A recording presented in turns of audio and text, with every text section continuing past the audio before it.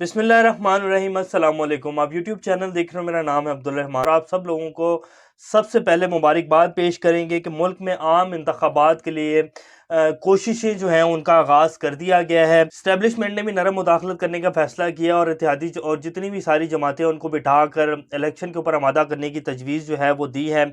इसके साथ साथ डिप्टी स्पीकर साहब की जो रूलिंग है उसको कलअदम करार दे दिया गया और हमजा शहबाज साहब जो हैं वो अबूरी वज़ीर आला रहेंगे, जैसे कि पहले फैसला दिया था सुप्रीम कोर्ट ने। और नवाज शरीफ साहब भी जो हैं वो अपनी पार्टी से काफ़ी नाराज़ हैं। ज़राए बता रहे हैं कि जो उन्होंने कुछ पार्टी रहनुमाओं और इत्तेहादियों का जिक्र करते हुए कहा है कि पार्टी में बहुत गलत फैसले लिए गए हैं जिससे पार्टी को बहुत नुकसान हुआ है।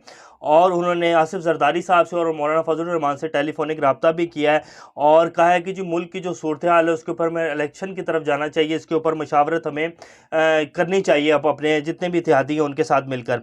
तो ये सारी अपडेट्स आज आपके सामने रखेंगे। इससे पहले अगर आप लोगों ने चैनल को सब्सक्राइब नहीं किया तो रेड बटन को प्रेस कर लें और बेल आइकॉन को प्रेस कर लें ताकि लेटेस्ट अपडेट्स आप लोगों को मिलती रहें और ये जो हमारा ताल्लुक है ऐसे ही जुड़ा रहे। हमने आपको शुरू से ही बताया था जब से ये रजीम चेंज ऑपरेशन हुआ और फिर ये हुकूमत बनाई गई, स्पेशली इन लोगों को, चोरों को मुसल्लत किया गया जिनके ऊपर अरबों रुपए के करप्शन के केसेस थे।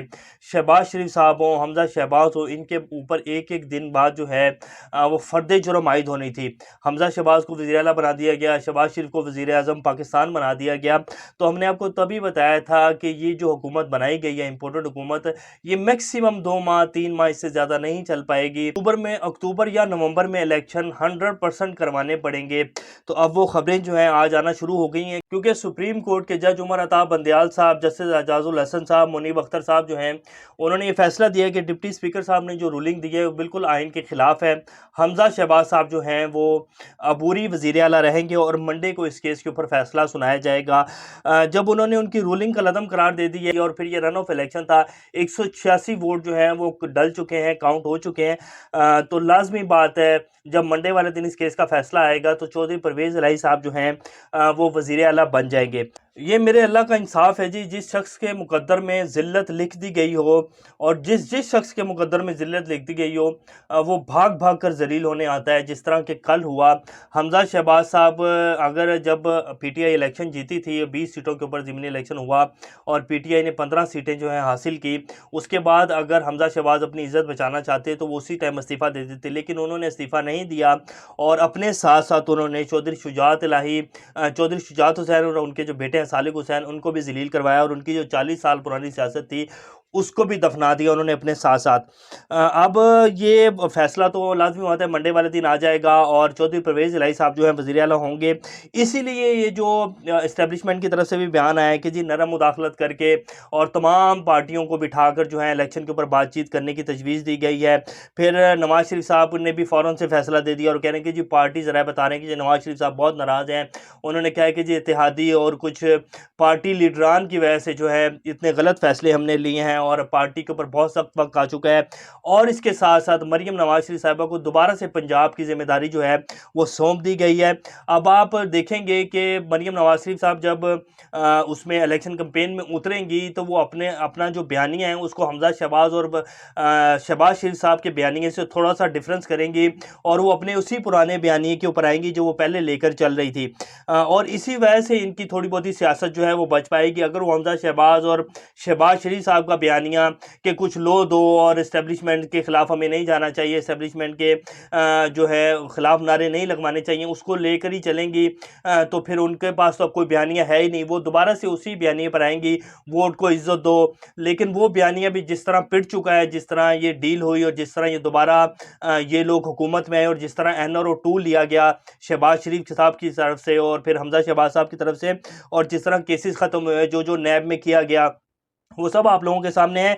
तो अब इन लोगों के पास बयानिया कोई भी नहीं है। अब ये नवाज शरीफ साहब अब तो कह रहे हैं कि जी मैं नाराज़ हूँ, बहुत सख्त नाराज़ हूँ, बहुत गलत फैसले लिए गए हैं। तो ये सारा एक टोपी घुमाई जा रही है और कुछ भी नहीं है। इन्हें पता है कि अब हमारे हाथ में कुछ भी नहीं है, बुरी तरह हम इलेक्शन में जो है मार खाने वाले हैं इमरान खान से। और आप देखेंगे फ्री एंड फेयर इलेक्शन हुआ जो कि अब लाजमी होगा, मजबूरी बन चुकी है हमारे रियासती इदारों की कि मुल्क में जो है फ्री एंड फेयर इलेक्शन हो। और फ्री एंड फेयर इलेक्शन हुआ तो ये लोग जो है ये ख़त्म हो चुके हैं। इन लोगों को अब कोई भी जो है वोट नहीं डालेगा। मैक्सिमम अगर ये लोग सीटें ले भी सके तो 10% या 15% सीटें जो हैं वो ले सकेंगे। इमरान खान साहब जो हैं वो 2/3 से वापस आएंगे। पाकिस्तानी सियासत और इस 75 साला निज़ाम का वो वक्त आ चुका है। अब ये निज़ाम अपने चलाने वालों के चेहरों से कपड़े और निकाब जो है नोच नोच कर उतार रहा है। अब ये पाकिस्तान जो है इस निज़ाम के तहत, इस फरदूदा निज़ाम के तहत कभी भी नहीं चलेगा। बहुत हो चुका है। अब जिस तरह पिछले 75 साल से इस मुल्क को चलाया जा रहा है, और जो लोग चला रहे हैं मैक्सिमम 15 या 20 हज़ार लोग होंगे जो 22 करोड़ अवाम को गधों की तरह हाँक रहे थे। और जिस निज़ाम के तहत पाकिस्तान चल रहा था, आप सब लोगों के सामने है, बुरी तरह जो है वो निज़ाम नंगा हो चुका है, उसके कपड़े उतर चुके हैं। तो अब इस फरसूदा निज़ाम के तहत किसी भी सूरत पाकिस्तान नहीं चलेगा। बंद कमरों में जो फैसले होते थे और जो होते आए हैं, अब वैसा नहीं होगा। अब जो भी निज़ाम आएगा वो 22 करोड़ अवाम की मर्ज़ी से आएगा, और अब जो लीडर आएगा वो सिर्फ इमरान खान होगा, क्योंकि पाकिस्तानी अवाम जो है वो सिर्फ इमरान खान साहब के साथ खड़ी है। और ये तो हमारा ईमान है जी कि अल्लाह जब किसी को इज़्ज़त बख्शता है ना, तो फिर पूरी दुनिया की ताकत भी मिल जाए ना, तो उसको ज़लील नहीं कर सकती है। और इमरान खान साहब को अल्लाह ने इज़्ज़त बख्शी है, और आप देखेंगे कि इमरान खान साहब जो हैं वो 2/3 अक्सरियत से वापस आएंगे। जिस तरह की मज़मूम कोशिशें की गई हैं इन पिछले 3 महीनों के अंदर, कोई भी चीज़ नहीं छोड़ी गई उनकी। सिर्फ इनके पास एक तोशा खाना, और तोशा खाना के भी जो इमरान खान साहब ने ली हैं चीज़ें, वो 50% जो है उनकी पेमेंट देकर उनको लिया है। अगर आप पिछले 20-25 साल का तोशा खाना के जो तहाइफ आए हैं दूसरे मुल्कों से, वो उठा के देखें, तो इमरान खान साहब वो वाहिद लीडर है जिन्होंने सबसे ज़्यादा जो है पेमेंट भर कर और वो तोहाइफ लिए हैं। तो ये इन लोगों से 3 महीने में कुछ भी नहीं निकला, सिर्फ फराग होगी और इस तरह की बेहुदा प्रेस कॉन्फ्रेंसेज और बेहुदा इल्ज़ामात जो हैं इन लोगों ने लगाए हैं। कोई भी एक ऐसा केस नहीं बना सके, या कोई भी एक ऐसे सबूत जो हैं वो सुप्रीम कोर्ट में या अदालतों में नहीं लेके जा सके जो इमरान खान साहब के खिलाफ। वो सिर्फ प्रेस कॉन्फ्रेंस और प्रेस कॉन्फ्रेंस ये लोग खेलते रहे बैठकर, और कुछ भी नहीं है। अब ये फैसला जी हो चुका है कि मुल्क में आम इंतखाबात जो हैं वो होंगे, और आप देखेंगे कि अगले 24 से जो 48 घंटे हैं उनमें लाजमी ऐलान हो जाएगा असम्बलियाँ तोड़ने का, और उसके बाद मुल्क जो है वो इलेक्शंस की तरफ जाएगा।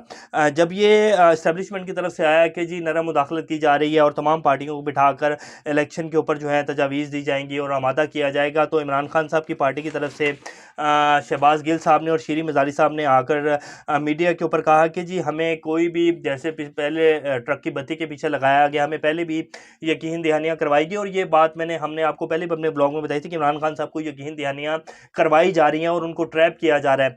तो आज उन्होंने यही बात की, शीरी मज़ारी साहब ने भी और शहबाज गिल साहब ने भी, कि हमें जी, हम इलेक्शन के ऊपर बात करने के लिए तैयार हैं, लेकिन पहले असम्बलियाँ तोड़ें, इलेक्शन की जो डेट है वो अनाउंस करें, उसके बाद जो है इलेक्शन के ऊपर बात होगी। और इसके साथ साथ चीफ इलेक्शन कमिश्नर जो है वो भी इस्तीफ़ा रखें, उसके बाद जो है हम इलेक्शन के ऊपर बात करने के लिए, जो भी तजावीज़ होंगी उनके ऊपर बात करने के लिए सबके साथ बैठने के लिए तैयार हैं। तो ये आज अभी तक की अपडेट्स हैं। इंशाल्लाह नेक्स्ट अपडेट्स का दोबारा आप लोगों के सामने हाज़िर होंगे। तब तक अपना और इस चैनल का ख्याल रखिएगा। अल्लाह हाफ़िज़।